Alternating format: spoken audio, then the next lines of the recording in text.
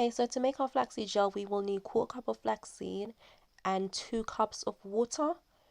And you're just going to bring the water to a boil. Make sure it's really bubbling and boiling. And then after that, we're going to add our flaxseed. Then we're going to just go ahead and we're just going to stir that up. And that's just to stop the flaxseed from sticking together.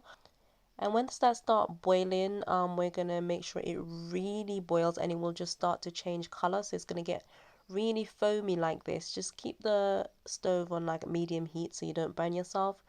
And you will see that it starts to get sticky and gooey like this.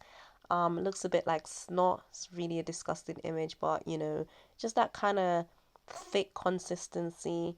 When you pull it out the pot, it will be kind of stringy like this. Once it gets like that, we're going to just remove it from the stove and we're going to leave it to cool. Um, from about 5–10 minutes, the seeds will fall through the bottom of the pot, and then we're going to strain it. You can use a cheesecloth or a stocking cap. I'm using this is like an old, I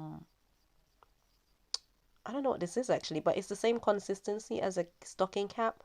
So it's great for straining, and we're just gonna, you know, keep squeezing out the gel, and it will look like this. I like to put mine in different bottles just so that I can use the bits out of each jar. So I'm just putting today's lot into this jar, and as you can see, it's very stringy and it's very sticky, and it's just great to be used as a gel or to moisturize your hair. It's got great slip as well.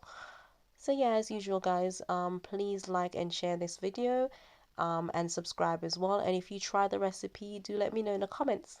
Bye.